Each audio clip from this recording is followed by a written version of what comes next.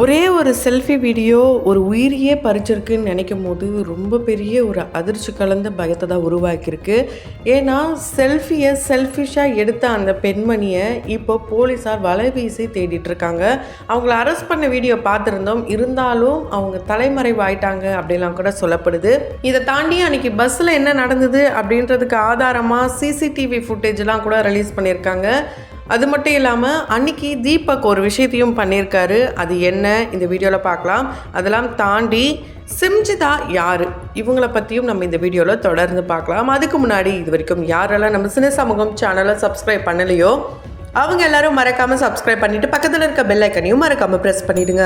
சிம்ஜிதாக்கு 10 வருஷம் சிறை தண்டனை, 1 கோடி இழப்பீடும் கேட்டிருக்காங்க தீபக்கோடி ஃபேமிலி. ஏன்னா எங்களுக்கு இருந்தது ஒரே ஒரு மகன், அவன் ரொம்பவே நேர்மையானவன், நல்லவன். அவனை இந்த அளவுக்கு அசிங்கப்படுத்தி அவனை அவமானப்படுத்தி இந்த அளவுக்கு ஒரு கோரமான மரணம் அவனுக்கு ஏற்படும் நாங்கள் எதிர்பார்க்கல. இது எல்லாத்துக்கும் காரணம் அந்த பொண்ணு தான். அந்த பொண்ணுக்கு கண்டிப்பாக தண்டனை வழங்கி ஆகணும். அண்டு இந்த வயசான காலத்தில் நாங்கள் என்ன பண்ணுறது, இருந்த ஒரு மகனும் போயிட்டான். அப்போ எங்களுக்கு நஷ்டீடும் வாங்கி தரணும்னு சொல்லி அவங்களுடைய பேரண்ட்ஸ், அதாவது தீபக்குடைய பேரண்ட்ஸ் கம்ப்ளைண்ட் பண்ணியிருந்தாங்க. ஸோ இது மட்டும் இல்லாமல் என்னுடைய மகனுடைய இறப்புக்கு பின்னாடி இருந்தது அந்த பொண்ணு, அவங்க கொடுத்த அந்த தவறான அலிகேஷன். ஸோ அது மட்டும் இல்லாமல் டோட்டலாக ஓவரால் எல்லாரும் என்னுடைய மகனை அவ்வளோ கேவலமாக கீழ்த்தரமான வார்த்தைகள்லாம் பேசினாங்க. அதெல்லாம் தாங்க முடியாமல் தான் என்னுடைய மகன் கதறி கதறி அழுது தூக்கில் தொங்கி இப்போ இறந்தே போயிட்டான். இப்படியே அவன் மேலே இருந்த பிளாக் மார்க்லாம் போகணும் அப்படின்னா கண்டிப்பாக அந்த பொண்ணுக்கு தண்டனை கிடைக்கணும், என்னுடைய மகனுக்கு நீதி கிடைக்கணும் அப்படின்னு சொல்லி அவர்களுடைய பெற்றோர் இப்போ சொல்லியிருக்காங்க. அதன் அடிப்படையில் தான் இப்போ விசாரணைகள்லாம் ரொம்பவே தீவிரமாக எடுத்திருக்காங்க கேரளா போலீஸ். ஸோ 6 சட்டப்பிரிவின் கீழே இந்த பொண்ணு மேலே வழக்கு பதிவு பண்ணியிருக்காங்களாம். போலீஸார் ரொம்பவே தீவிரமாக தேடிட்டு இருக்காங்க. குறிப்பாக அவங்க யூஸ் பண்ண மொபைல் ஃபோனையும் ரொம்ப தீவிரமாக தேடிட்டு இருக்காங்க. அதுதான் ஒரு ஆதாரமாகவும் இவங்களுக்கு கிடைச்சதாக சொல்லப்படுது. நமக்கு தெரியும் கேரளா பஸ் இஷ்யூ எந்த அளவுக்கு ரொம்பவே ஒரு மிகப்பெரிய பதற்றத்தை ஏற்படுத்திருக்கு. இங்கே இருக்கிற மக்களும் அதுக்கு குரல் கொடுத்துட்ருக்காங்க. ஒரு விஷயம் உண்மையாக பொய்யான்னு அலசி ஆராயறதுக்கு முன்னாடியே அந்த விஷயம் முடிஞ்சு போகுது. அதனுடைய ஒரு எடுத்துக்காட்டாக தான் இந்த ஒரு இன்சிடெண்ட்டை நம்ம எடுத்துக்கணும். ஏன் அப்படின்னா ஒரு பொண்ணு எது வேணாலும் பண்ணி நம்ம லைக்ஸ் வாங்கலாம், நமக்கு நிறைய வியூஸ் வாங்கலாம், நிறைய ஷேர் ஆகும் அப்படின்னு நினச்சி ஒரு சுயநலமாக எடுத்த ஒரு வீடியோ ஒருத்தருடைய உயிரும் ஒரு குடும்பத்துடைய அந்த வாழ்க்கையுமே இப்போ காணாமல் போயிடுச்சு. இது ரொம்ப பெரிய ஒரு பாவமான செயல்தான். இதன் அடிப்படையில் தான் அந்த பொண்ணையும் அந்த பொண்ணுடைய மதத்தையும் ரொம்ப தவறாக பேசிகிட்டு இருக்காங்க. இப்பையும் மக்கள் பண்ணுறது மிகப்பெரிய தவறு. தப்பு செஞ்சது அந்த பொண்ணு தான். அந்த பொண்ணுக்கு தண்டனை வாங்கி கொடுக்கலாம். அந்த பொண்ணை இந்த மாதிரி தப்பு செஞ்சுட்டியே, ஏன் அப்படி பண்ணன்னு கேள்விகள் கேட்கலாம், விமர்சிக்கலாம்.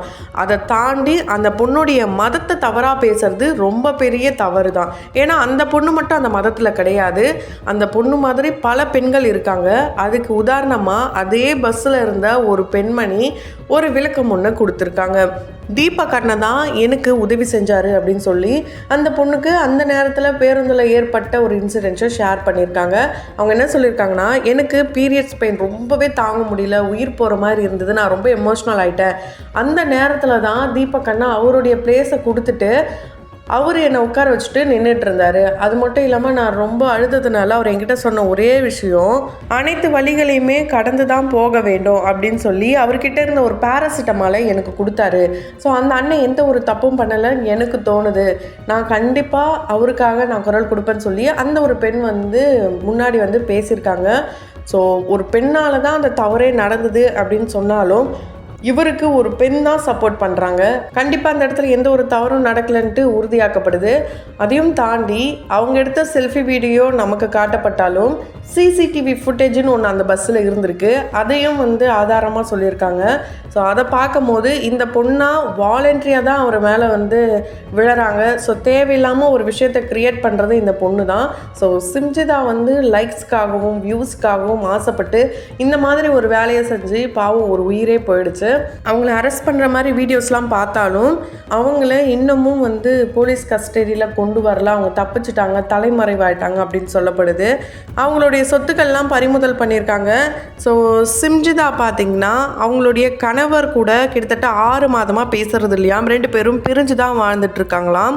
இவங்க லீக் கட்சியில் வேட்பாளராக இருக்கும்போது இந்த புர்தா அணியிறது, தட்டமும் அணியிறது இதெல்லாமே அணிஞ்சிட்டு இருந்தாங்களாம். ஆனால் வின் பண்ணிவிட்டு ஃபாரின் ட்ரிப் ஒன்று போனாங்களாம். அந்த டைம்லலாம் இந்த புர்கா எதுவுமே போடாமல் நார்மலாகவே சுற்றிட்டு இருந்ததாக அவங்களுடைய ஊர்க்காரர் ஒருத்தர் வாட்ஸ்அப் மூலமா ஒரு விஷயத்த ஷேர் பண்ணியிருந்தார்.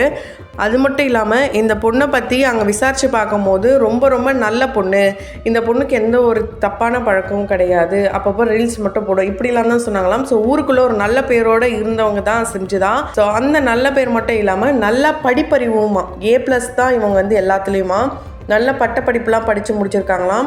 ஸோ படித்த முட்டாள் அப்படின்றத நிரூபிச்சிருக்காங்க சிம்ஜிதா. ஏன்னா நம்ம ஒரு செயல் செய்கிறோம், நம்ம செய்கிற செயலால் மற்றவங்களுக்கு எந்த பிரச்சனையும் வராமல் ஒரு விஷயத்த செஞ்சால் அது நல்ல பண்பு. இதை தாண்டி நமக்கு ஒரு விஷயம் நடக்கணும் அப்படின்ட்டு சுயநலமாக செஞ்ச ஒரே ஒரு விஷயந்தான் இப்போது ஒரு குடும்பத்துடைய வாழ்க்கையே கேள்விக்குறியாக இருக்குது. ஸோ இவங்கள கண்டிப்பாக கூடிய சீக்கிரம் தேடி கண்டுபிடிச்சி இவங்களுக்கு தண்டனை கொடுத்தே ஆகணுன்ட்டு பல பேரும் இப்போ போராட்டத்தில் ஈடுபடுறாங்க. அதோடைய வெளிப்பாடாக தான் ஆண்கள்லாம் ஒரு விஷயத்த அங்கே பண்ணிகிட்ருக்காங்க. என்னென்னா அட்டை பிஸ்னஸ் வந்து ரொம்ப வேகமாக வந்து ட்ரெண்ட் ஆகிட்டுருக்கு. ஆண்கள்லாம் பஸ்ஸில் போகும்போது அட்டை பெட்டியோடு போனால் தான் உரசாமல் இருக்க முடியும், இல்லைனா கேஸ் ஆகிடும் அப்படின்ட்டு ஒரு புது விஷயத்த கொண்டு வரதாக ஒரு சில வீடியோக்கள்லாம் பார்க்க முடியுது. ஆனால் என்னதான் இது ஒரு ஃபன்னான வீடியோவாக இருந்தாலும் இதில் சிந்திக்க வேண்டிய விஷயமும் இருக்குது. ஸோ ஒரு சின்ன விஷயந்தான் பெரிய விஷயமாக மாறும். ஸோ இவங்க செய்கிற இந்த விஷயங்கள் கூடிய சீக்கிரம் அந்த இடத்துல அமுல்படுத்தக்கூட செய்யலாம். அதை தாண்டி ஆண்களுக்கு ஒரு பஸ்ஸு, பெண்களுக்குன்னு ஒரு பஸ்ஸுன்ட்டு 2 பேருக்கும் தனித்தனியாக பஸ்ஸு விட்டால் தான் இந்த பஸ்ஸில் நடக்கிற இந்த மாதிரியான வன்முறைகள், கொடூரமான செயல்கள், சம்பவங்கள் எல்லாத்துக்குமே ஒரு முற்றுப்புள்ளியாக இருக்கும். ஸோ கண்டிப்பாக சிம்ஜிதாக்கு தண்டனை கிடைச்சே ஆகணுன்ட்டு தான் பல பேருடைய வேண்டுகோளாகவும் இருக்குது. நம்மளுடைய கண்டனமாகவும் முன்வைக்கலாம். இதுக்கு என்ன தீர்வுன்றதை பொறுத்திருந்து தான் பார்க்கணும். Justice for Deepak. அந்த வகையில் உங்களுடைய கருத்துக்கள் என்னன்றதை கமெண்ட் பாக்ஸில் மறக்காமல் கமெண்ட் பண்ணுங்கள். தொடர்ந்து வீடியோஸ் பார்க்கணும்னு நினச்சிங்கன்னா உடனே சேனலை சப்ஸ்கிரைப் பண்ணிவிட்டு பக்கத்தில் இருக்க பெல் ஐக்கனையும் மறக்காமல் ப்ரெஸ் பண்ணிவிடுங்க.